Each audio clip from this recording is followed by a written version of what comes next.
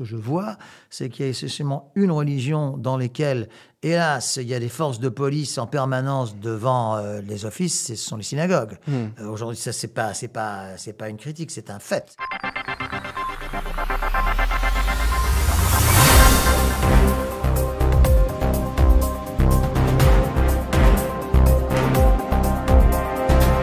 Bonjour à tous, bienvenue dans Objection. La laïcité est-elle galvaudée dans notre pays? La foi chrétienne est-elle devenue tabou dans le débat public? On va en parler avec une figure emblématique du journalisme sportif qui nous fait le plaisir d'être avec nous dans Objection. C'est Nelson Montfort. Bonjour Nelson. Bonjour Mickaël, bonjour à vous tous. Je suis ravi de vous accueillir, vraiment. Nelson, homme de télévision qu'on ne présente plus, amoureux du sport. Combien de Jeux Olympiques à votre actif, Nelson? Alors, c'est un chiffre rond, 8 Jeux Olympiques d'hiver, 8 Jeux Olympiques d'été. 16 au total. Ouais, c'est pas mal parce que je ne sais pas si c'est un record, mais enfin, je ne pense pas que nous soyons si nombreux. Alors, évidemment, la fréquence en a France, été je pense que ça doit être un record en France. Hein. Ça a été accéléré par le fait que c'était de 2 ans en 2 ans, alors qu'avant, c'était tous les 4 ans, comme vous le savez. Mais oui, c'est une légitime fierté, oui. Et avec aussi un rapport très fort, ça on le savait moins, Nelson, avec Dieu et avec la foi. Oui, c'est-à-dire que comme je suis donc de religion protestante, cette religion était empreinte d'une certaine pudeur, donc je ne vais pas crier sous tous les toits, quelle est ma religion, ni quelles sont mes convictions en matière de religion ou de philosophie, parce que pour moi les deux se rapprochent pas mal. Sont liés ? Oui, mais si on me pose la question, je suis très heureux évidemment d'en parler et si possible de faire partager ces convictions. Alors on va en parler plus en détail, mais d'abord je précise que cette vidéo est à retrouver sur la chaîne YouTube Droit de Parole. Merci de vous abonner, vous pouvez aussi liker bien sûr, commenter ou partager même cette vidéo.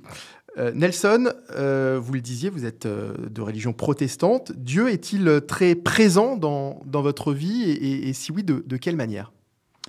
La question est intéressante et en même temps m'interpelle parce qu'en fait, il l'est de plus en plus. Alors, je ne sais pas si ce sont les années qui passent qui font qu'il y a une forme de rapprochement avec la spiritualité, mais pour répondre à votre question, oui, il l'est de plus en plus. Il me console, il me rend heureux, il me rend heureux quand je suis triste, il me rend optimiste quand je suis pessimiste, il me rend souriant quand je pleure.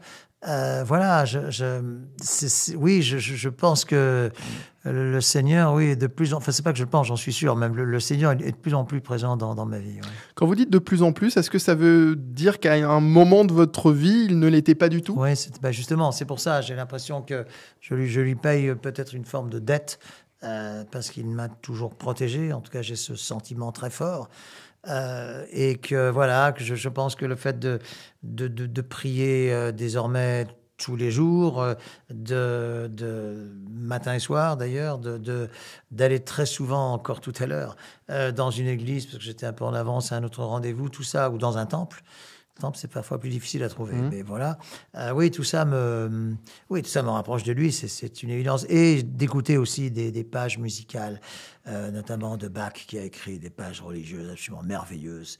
Tout ceci, forcément, accentue ma spiritualité, oui. Alors, le journalisme, Nelson, est un métier de communication, de transmission de l'information, mais uniquement de l'information. Est-ce que, en tant que journaliste, on n'a pas aussi une mission de transmettre des valeurs aussi ? Alors là aussi, je souscris tout à fait à ce que vous dites. D'ailleurs, je me suis toujours considéré un peu comme un interprète des émotions. C'est-à-dire que ces émotions, effectivement, sont aussi des valeurs. Moi, des interviews, j'en ai fait peut-être, des centaines. Quand tout va bien, c'est facile, on se réjouit d'une victoire, etc. Et c'est formidable. Quand ça va un peu moins bien, ou quand ça va même pas bien, là, il s'agit donc de consoler. Et de consoler, moi, j'essaie de consoler comme, d'une certaine manière, une forme de spiritualité me console parfois. Qui suis-je pour rentrer dedans à un athlète qui est déjà suffisamment déçu par lui-même? On m'a parfois reproché d'être trop gentil. J'entends très bien les critiques qui peuvent être m'adressées. Mais je veux dire, je crois que le grand public attend profondément cela. De l'humanité, tout simplement. De l'empathie, de la bienveillance. Absolument. Ça, je le crois, mais très, très profondément, je dirais même, je le crois de plus en plus, avec la société terrible dans laquelle nous évoluons, enfin terrible, parfois terrible dans laquelle nous évoluons, avec une violence terrible. Donc voilà, moi j'ai toujours été comme ça, et ça, je crois que cette forme de... C'est gentil de dire ça, parce que c'est sympathie, d'empathie, oui, me vient aussi de mes convictions religieuses, certainement. Ah oui, certainement. Est-ce que vous pensez que les médias, justement, ont un rôle à jouer dans la transmission de ces valeurs? Vous parliez de bienveillance, d'empathie. Est-ce que les médias ont un rôle à jouer? Est-ce qu'ils remplissent d'abord cette mission correctement? J'ai l'impression que la deuxième partie de votre question, que la réponse est dans la question. Je ne suis pas sûr qu'ils la remplissent. Et à l'évidence, vous partagez mon avis.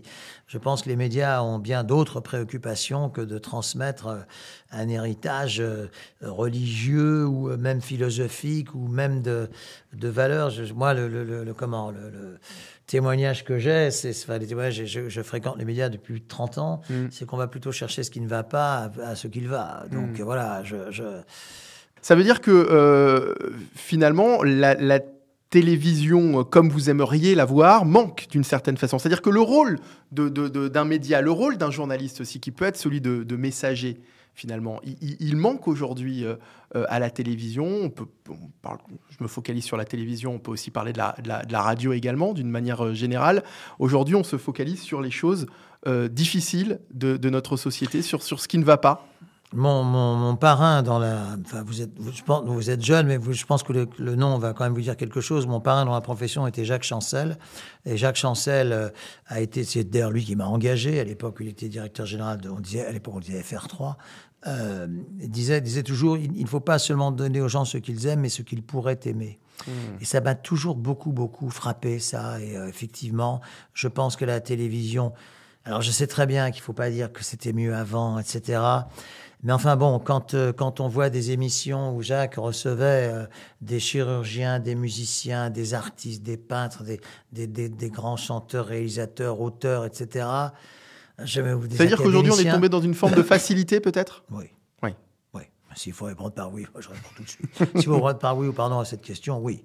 Est-ce que la foi aujourd'hui est taboue, ou est-ce qu'elle est devenue taboue dans les médias? Derrière votre question se cache un sous-entendu. Ah non, pas du tout. Là, pour le coup, c'est vraiment une interrogation que je me pose. Vraiment. Sincèrement. Aujourd'hui, de reconnaître une forme de foi chrétienne est considéré parfois comme une prise de position politique. Vous le savez comme moi. Or, c'est totalement ridicule. C'est totalement ridicule. Je veux dire, il y a eu des prêtres ouvriers jusqu'à il n'y a pas si longtemps. C'est bien la meilleure preuve qu'on peut être catholique, chrétien, protestant et de gauche. Voilà, ça n'a pas de... Mais aujourd'hui, je sais très bien. C'est-à-dire que la foi comme moi, la foi n'est pas tabou, mais la foi chrétienne peut l'être. Ouais. Nelson Montfort, je parlais en introduction de laïcité. Qu'est-ce que la laïcité? Je crois que c'est un terme que vous n'aimez pas beaucoup.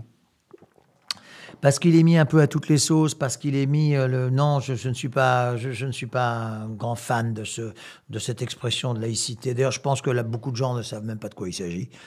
Donc non, je suis pas un très grand fan de.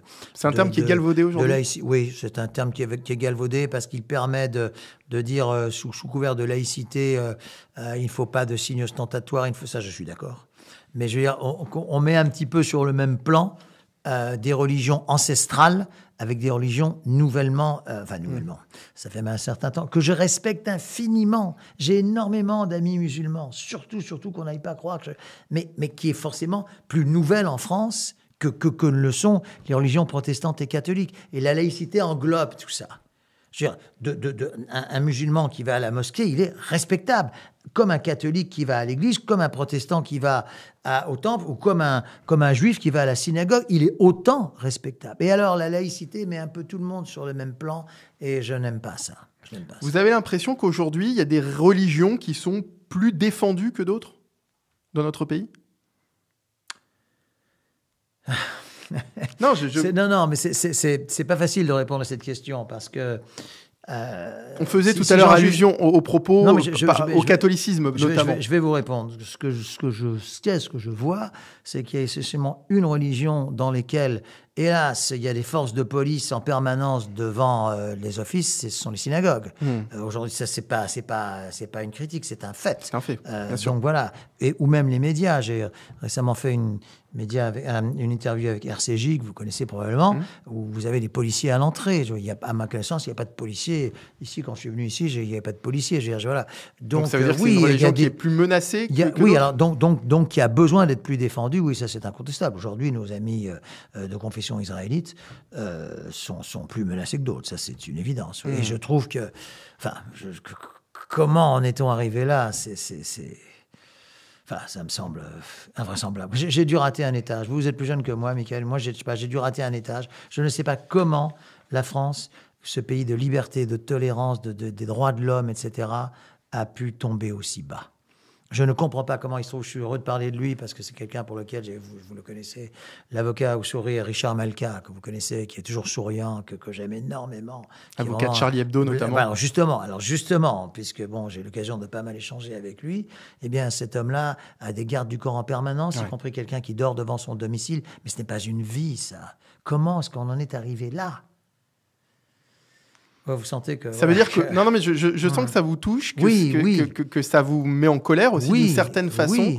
Ça veut dire qu'aujourd'hui, en 2025, dans notre pays, on n'est pas libre de s'exprimer comme on le souhaite, comme on l'entend. Écoutez, un pays dont le gouvernement interdit une chaîne de télévision, c'est la réponse à votre question. Alors là, comme vous le savez peut-être, j'ai vraiment pris fait et cause pour C8. Pour C8 et C8 a été arrêté à cause de la tranche 19h 21h. Ça n'a pas été arrêté pour la vie des animaux, je ne sais quoi. Donc soyons clairs. D'ailleurs déjà ça, il y a une grande hypocrisie parce que ça a été arrêté pour la tranche. Je pense que vous êtes d'accord avec moi. Évidemment. 19h 21h. Pour l'émission de Cyril Hanouna. Voilà, exactement. Bon, moi, je suis d'autant plus heureux de le dire que j'ai jamais... Si, il y a 20 ans, on avait travaillé sur la terrasse de Roland-Garros ensemble et tout, mais je ne suis jamais... J'ai jamais été candidat. Donc, je suis d'autant plus heureux de le dire que, voilà, c'est tout à fait spontané et sans rien attendre au retour. Mais qu'en France, au XXIe siècle, on interdise... Enfin, mais bon, la deuxième, c'est un peu un prétexte, énergie, bon. Mais donc, 2 chaînes de télévision, ça me paraît... Mais, enfin, on n'est quand même pas en Corée du Nord ou dans l'URSS de Brejnev. Enfin, je sais pas, je ne comprends toujours pas. Et je pense, oui, bon, maintenant ça fait à peu près un mois, je ne sais pas, mais je pense que ça va laisser des traces, parce que les gens en parlent encore. Les gens, mon Dieu, ça passe. Non, ça ne passe pas. Ça ne passe pas. Ça ne passe pas. En tout cas, pour moi, ça ne passera jamais. Et encore une fois, je vous le dis très librement, je n'ai jamais travaillé sur cette chaîne. Donc voilà, ça ne passera jamais. Vous pensez que dans les mois, les années qui vont suivre, on en parlera encore de cette histoire ? Oui, je le pense. Je le pense parce que c'est beaucoup plus... Symboliquement, c'est beaucoup plus important qu'une chaîne. Il y a des chaînes qui se sont arrêtées. C'est parce que la 5, à l'époque, s'est arrêtée pour manque de téléspectateurs. Pour d'autres raisons. Banqueroute. Voilà, c'est ça. Voilà. Pour des raisons financières. Voilà, exactement. Mais là, c'est pas le cas. Là, on interdit, enfin, on supprime une chaîne qui fait, c'est une sanction. 2,5 ou 3 millions d'auditeurs. Oui, et on sanctionne une chaîne, on sanctionne les salariés de cette chaîne et on sanctionne les téléspectateurs. Mais pour quelle raison ? Pour quelle raison ? Est-ce que vous vous rendez compte qu'aujourd'hui, on dit il y a eu des débordements. Moi, je ne sais pas ce qu'il y a eu comme débordement. Je ne regardais pas l'émission tous les soirs. Mais je sais qu'il y a des personnes qui sont toute la journée sur leur ordinateur. Un tel, il a débordé. Il a pas débordé. Il a le mot. Comment il a... il a dérapé. Il a dérapé, voilà, c'est ça. Un tel a dérapé, Mais attendez, sommes-nous dans un pays de dénonciation? Un tel a dérapé. Ah, attention, un tel a dérapé. Oh, un tel a dit ce qu'il fallait pas dire. Mais en plus, donc, ça veut dire... Quand bien même il y aurait eu des dérapages, et il y en a... Sans doute. Il y en a eu, mais la chaîne a payé des amendes pour ça. C'est-à-dire, donc la chaîne a été condamnée, les amendes ont été payées. Mais oui, et moi, encore une fois, j'ai pas vu tous les jours, je ne sais pas de quel dérapage il s'agit. Là, je peux pas répondre. Mais enfin, je veux dire, on est quand même dans un pays de liberté. De liberté. On interdit... Enfin, on supprime une chaîne. Enfin, on va peut-être pas faire toute l'émission là-dessus, mais je veux dire, voilà, ça va vous sentir que voilà franchement, ça ne passe pas. Il y a un lien incontestable entre le sport finalement et on sait que le mental est essentiel dans le sport. La foi en fait souvent partie. On sait que certains sportifs sont très superstitieux. On a tous l'exemple en tête de Rafael Nadal notamment. Ben, Raphaël Nadal, la superstition, je peux raconter peut-être une anecdote que vous ne savez pas. Il se trouve que c'est un des champions que je connais le mieux, parce que j'ai vu toute sa carrière et se sont établis des très jolis liens. Et qui sera, je crois, à l'honneur cette année d'ailleurs à Roland-Garros. Il le mérite vraiment, Et non seulement, alors bon, il y a l'histoire vous savez, des bouteilles qu'il aligne de façon là, il y a l'histoire du bandana, je suis en train de faire les gestes en même temps, là, voilà. Puis le comment là, etc. Et puis il a tout, et puis le slip. Voilà. Alors ça, je sais moins, mais le slip, il relève son slip. Avant de jouer. Il a tout un tas de tics ou de tocs, appelez-vous quand même, mais il y en a un autre que vous ne connaissez peut-être pas, c'est qu'il ne change pas. Alors, il le lave évidemment, mais il ne change pas de sous-vêtements pendant tout le tournoi. Oui, mais alors comme il le gagne, le tournoi, il a gagné 14 fois. Et il ne joue pas tous les jours. Il joue tous les 2 jours, donc il a le temps de sécher. Oui, d'accord. On rentre vraiment dans les coulisses de. Oui, donc la superstition. Ça, effectivement, on aura appris que Raphaël Nadal ne changeait pas de slip pendant. Il le lave, hein, bien sûr. Mais il le lave. Il le lave, voilà, absolument. Mais il garde il traite. Mais beaucoup de sportifs, c'est assez drôle comme anecdote. Mais beaucoup de sportifs sont très superstitieux. Par exemple, alors ça c'est souvent attaché à un lacet devant l'autre. Jamais, je crois que Zidane avait ça. Je crois qu'il attachait le lacet gauche, enfin je ne sais plus, le gauche avant le droit ou quelque chose. Et puis à l'inverse, il y en a d'autres qui ne le sont pas du tout. Mais quand il y a des superstitions, ça touche presque même parfois à la psychiatrie. Ah oui, vraiment. Mais ça veut dire qu'il y a quand même un lien avec évidemment avec le mental, mais il y a un lien avec l'irrationnel ou en tous les cas avec la spiritualité. Sans doute, effectivement. Mais les sportifs, assez peu nombreux, c'est-à-dire vous avez tout l'un ou tout l'autre. Soit ils ne parleront jamais de religion, etc., soit ils en parleront beaucoup. Et j'ai souvent remarqué que c'était en cours de carrière. Et moi, l'exemple, moi c'est venu beaucoup plus tard, mais quelque part c'est en cours de carrière que cette spiritualité arrive. Et c'est souvent, évidemment, en fin de carrière. Alors, la religion et le sport, vaste sujet avec la question aussi du port du voile dans le sport qui crée des remous jusqu'au rang du gouvernement. François Bayrou a d'ailleurs convoqué plusieurs de ses ministres mardi, cette semaine. Gérald Darmanin a notamment estimé qu'il fallait interdire le port du voile dans le sport et regretter la position de la ministre des Sports qui a exprimé ses réserves sur un texte voté en février dernier au Sénat sur le sujet. La ministre de l'Éducation nationale, Elisabeth Borne, avait également émis des réserves sur ce texte. Nelson, votre avis sur cette proposition ? Eh bien, je ne sais plus si c'est M. Darmanin ou M. Bayrou, je souscris à ce qu'ils ont dit. Je trouve que le port du voile n'a rien à faire sur un terrain de sport. Voilà. Je n'ai pas vu mais encore une fois, c'est presque toujours le football ou un peu l'athlétisme. Enfin, c'est surtout ces 2 sports-là. Je n'ai pas vu de footballeurs catholiques exhiber des croix. Je n'ai pas vu de footballeurs protestants ou de volleyeurs protestants exhiber des croix. Je n'ai pas vu de footballeurs ou d'athlètes israélites exhiber une kippa. Enfin, peut-être qu'ils l'ont fait. Moi, en tout cas, je l'ai pas vu. Et je dois dire, j'ai très peu vu des musulmans avoir des signes, comment dire, ostentatoires de religion. Très, très peu. Enfin, je veux dire que c'est un non-sujet, alors. En tout cas, c'est un sujet qui prend une importance énorme par rapport au nombre de personnes qui touchent, concernées. Oui.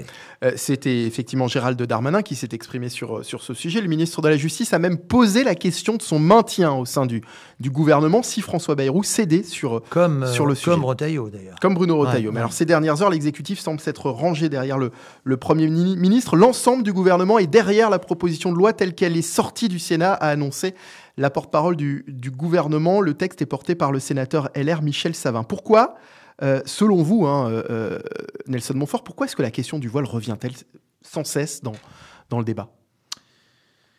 Je pense que ça date pas d'aujourd'hui. Non, je pense que certains maires auraient peut-être pu tourner leur stylo plusieurs fois dans leurs mains avant de signer tel ou tel décret. Je pense notamment au maire de Grenoble. En plus, il se trouve que je connais assez bien Éric Piolle et dans le privé, il n'est pas du tout comme ça. Donc, je ne sais pas, d'autoriser... Parce que, voilà, on autorise le burkini dans les piscines, c'est déjà un premier pas, quoi. Le problème, c'est que si on autorise ça, on se dit, dans ce cas, on autorise le voile sur un terrain d'athlétisme, etc., ou de patinage, je ne sais quoi. Vous imaginez une patineuse voilée? Enfin, ça n'a aucun sens. Donc, le sport doit rester un sanctuaire neutre. Je pense, oui, s'il y a un endroit, effectivement, qui doit rester sanctuaire, c'est un mot fort, c'est un joli mot d'ailleurs, c'est celui-là, oui. Et l'école et l'éducation nationale aussi. La question de la neutralité dans le sport se pose aussi, on le disait tout à l'heure, pour les idées politiques. Lors de la Coupe du Monde au Qatar en 2022, Emmanuel Macron avait déclaré qu'il ne fallait pas politiser le sport, Nelson Montfort. Avec du recul, quand on reprend ces mots d'un président qui ne passe son temps à politiser, et qui passe son temps justement à politiser chaque événement. On se souvient de la réouverture de Notre-Dame, on s'interroge sur la sincérité des propos du président de la République. Ces propos sont à peu près les mêmes que ceux qu'avait tenus Pierre de Coubertin en 1896 quand il a réinstauré les jeux modernes. Ce sont des propos qui sont estimables sur la forme, mais qui sur le fond, ne sont pratiquement jamais suivis des faits. Les Jeux Olympiques, c'est la vitrine la plus forte de la politique. La plus forte. C'est un événement mondial. Il n'y a pas un événement au monde plus suivi que des Jeux Olympiques. Voilà, peut-être la fumée blanche du Vatican et encore. Donc voilà, ou premier homme sur la Lune, mais c'était il y a plus de 50 ans. Donc voilà, c'est donc la tribune la plus médiatique et donc la plus ouverte à des. Mais ça n'a pas commencé hier. Ça a commencé de tout temps. Ça a commencé avec les Black Panthers américains qui soulèvent mais ça, c'était justifié que dans 1968 à Mexico. Contre le fait que la communauté noire à l'époque était persécutée, ce qui était vrai. Mais aujourd'hui, donc qu'est-ce que ça veut dire quand le président de la République se rend au Qatar pour la Coupe du Monde de football et qu'il répond à la presse en disant il ne faut pas politiser le sport. C'est une façon suivi dans les faits, ce n'est pas vrai. Peut-être qu'il ne le faut pas, parce que c'est un vœu, mais ce n'est pas vrai. Ce n'est pas suivi c'est pas du tout suivi dans les faits. Je dirais même que ça l'est de moins en moins. De moins en moins, ça commence déjà par les désignations des villes. Et puis après, les dernières désignations de villes olympiques ou de mondiales de football étaient dans les pays dont je ne vous apprends rien. Parmi les plus corrompus, le Brésil, l'un des pays les plus corrompus au monde, qui a reçu tour à tour les Jeux olympiques et le mondial de football. Enfin, dans 2014... mondial de football 2016, Jeux olympiques de Rio. La Russie 2018, c'est un pays, il n'y a pas besoin de faire de dessin. Je veux dire, voilà. La Chine, il n'y a pas non plus. Ce sont des pays. Ça veut dire que ce sont des pays corrompus. Le sport apolitique, c'est une utopie alors. Ça n'existe pas. Ça n'existe pas. Non, ça ne peut pas. Mais ça n'existera jamais. Ça peut peut-être exister quand un village rencontre un autre, avec ce sort de sport de cocagne. Mais un match de foot dans une cour d'école, quoi. Exactement. Voilà. Si, ça, par exemple, en Angleterre, c'est un pays qui m'est cher. Quand Oxford affronte Cambridge sur la Tamise avec les 8 barreurs, il n'y a pas d'infiltration politique. Alors, pour revenir, vous le disiez, à un événement sportif et politique, les Jeux Olympiques, bien sûr. On va évoquer ces derniers Jeux Olympiques de Paris. Vos derniers Jeux Olympiques en tant que commentateur, Nelson Montfort ? Nous verrons. Ah, nous verrons. Oui, parce que je ne suis pas, vous savez, je sens que je manque peut-être un petit peu aux gens et que voilà. Vous avez raison, c'est vrai. Non, je ne sais pas, ça a l'air très immodeste de dire ça, mais voilà, et que donc je pense qu'en plus Los Angeles c'est quand même un petit peu mon pays, donc nous verrons. Mais il ne faut jamais dire jamais. Absolument. Non, il ne faut jamais dire jamais, et deux, il ne faut jamais dire c'est moi qui déciderai de. Non, ce sont les événements qui décident, et c'est très bien ainsi. Quel souvenir est-ce que vous gardez de ces derniers Jeux de Paris ? Formidable. Je veux dire, vraiment, c'est la France dans ce qu'elle avait à offrir de meilleur. La France fraternelle, la France qui communie avec les athlètes, qui communie avec les autres spectateurs venus du monde entier, qui communie avec les forces de police, comme vous le savez. Il n'y a pas eu le moindre incident. Les forces de... Bon, évidemment, quand vous mettez les forces de police tous les 100 mètres... tous les coins de rue, oui. Évidemment, il y a moins de chances que... Beaucoup, dans certains quartiers, d'ailleurs, auraient aimé que ce dispositif de police perdure après les Jeux Olympiques. Évidemment, c'est pas possible. C'est pas possible, hélas. Évidemment. Hélas. Vous comprenez Alors, on parlait de politique tout à l'heure dans le sport. Vous comprenez les polémiques qu'il y a pu avoir autour de l'événement, autour des Jeux, et autour également et notamment de la cérémonie d'ouverture ? Oui, je les comprends. D'ailleurs, pour la petite histoire, je suis même directement concerné parce que que faisiez-vous le dimanche 4 août à 10h du matin ? Comme un ancien moi, j'étais en président, vacances, comme ancien président, moi, je vais vous le dire. Très belle imitation. Non, je vais vous le dire parce qu'en fait, si vous voulez, donc, la cérémonie d'ouverture a suscité quand même pas mal de tollé, notamment dans les milieux catholiques et notamment au Vatican. Et le Saint-Siège s'est pas mal offusqué. C'est bizarre parce que je connais l'histoire par cœur parce que j'étais vraiment au cœur ils ont attendu 24 à 48 heures. Ils l'ont pas fait tout de suite. Mais dès le lundi, ils ont commencé à dire mais qu'est-ce que c'est que cette histoire, qu'est-ce que c'est ça, voilà, on s'est moqué, ce qui est un peu vrai, on s'est quand même moqué des chrétiens, etc. Est-ce que c'est tel ou tel tableau après la cérémonie? 3 jours après. Mais pas tout de suite après. Qui s'est dit ça? Le Saint-Siège, alors je sais pas, j'imagine que ce sont les conseillers du pape, je sais pas exactement qui. Et donc, comme nous étions diffuseurs de cette cérémonie, il s'est agi donc il y a eu une cérémonie un peu œcuménique organisée sur le parvis de Notre-Dame avec les 4 principales religions. Donc, c'était le dimanche intermédiaire des JO. Et donc, France Télévisions m'a choisi moi pour l'animer parce que, bon, peut-être que j'ai cette image de rassembleur, peut-être de rassembleur, etc. Et le fait est que je ne vais pas dire que il y a eu un peu de contrition, mais un petit peu quand même. Peu quand même. Vous savez, à mon avis, c'était peut-être pas absolument utile de choquer inutilement. Et d'ailleurs, ce qui il y avait une volonté de choquer, vous pensez? Est-ce qu'il y avait une volonté de choquer? Il y avait une volonté de montrer que la France avait changé, ça c'est certain. Donc volonté de choquer, je ne pense pas, mais volonté de montrer ce que la France est aujourd'hui. Et effectivement, non, moi, alors pour rappeler, parce qu'on en parle depuis tout à l'heure, c'est une cérémonie donc d'ouverture qui avait été marquée bien sûr par des choix artistiques controversés, avec Philippe Catherine notamment en une sorte de Jésus, une mise en scène de la scène qui a quelque peu dérangé. Ben oui, exactement. On ne va pas revenir là-dessus, mais enfin, qui a beaucoup dérangé. Même. En plus, ce que je trouve dommage, c'est que cette cérémonie, qui était assez longue, dure presque 4 heures, sur 4 heures de cérémonie, il y a peut-être 2 tableaux, 3 peut-être. Qui interrogent. Oui, mais qui sont très courts, bien sûr. En fait. Donc, je pense que les organisateurs auraient pu s'en dispenser et trouver que cette cérémonie était la plus belle, peut-être jamais organisée. Ce qui est vrai, parce qu'elle était en ville, etc. Mais de quoi parlons-nous? Eh bien, on parle que de ça. Et même 6 mois après ou 8 mois après, la preuve, c'est qu'on en parle encore. Donc, voilà. Mais bon, après, ça, je pense... Mais on en parlait tout à l'heure, Nelson. Pourquoi, selon vous, est-ce que les symboles chrétiens sont les seuls, finalement, à être détournés dans ce type d'événement? Est-ce qu'on a peur, finalement, de détourner d'autres symboles? Peut-être. En tout cas, moi, je ne pense pas que... il n'y a pas eu de manifestation que je sache de chrétiens qui ont manifesté dans la rue pour se plaindre qu'ils avaient été... beaucoup se sont sentis insultés. Il y a eu des rassemblements, si. Il y a eu des rassemblements. Oui, mais pas violents. Non. Bon, voilà. Donc, voilà. Et puis, on est assez vite passé à autre chose. Moi, je pense qu'une cérémonie comme celle-là, elle est faite pour rassembler. Elle n'est pas faite pour diviser. Si on en parle encore 8 mois après, c'est qu'elle n'a pas rassemblé. C'est qu'elle a divisé. C'est que ça a posé problème. Voilà, c'est que ça a posé problème. Je pense pouvoir vous dire que ça ne se reproduira plus. La France va organiser des Jeux olympiques d'hiver 2030. Je peux à peu près vous dire que ça ne se reproduira plus. Ça veut dire qu'au sein de l'organisation, au sein de France Télévisions... Non, pas France Télévisions, ça dépasse largement France Télévisions. Nous, on retransmet parce que c'est notre rôle de retransmettre, de diffuseur. Nous n'avons pas du tout été consultés sur tel ou tel tableau. D'ailleurs, je pense même que, et ça c'est bien, aujourd'hui où beaucoup de choses se savent avant, là, on les a vus arriver en même temps que le grand public.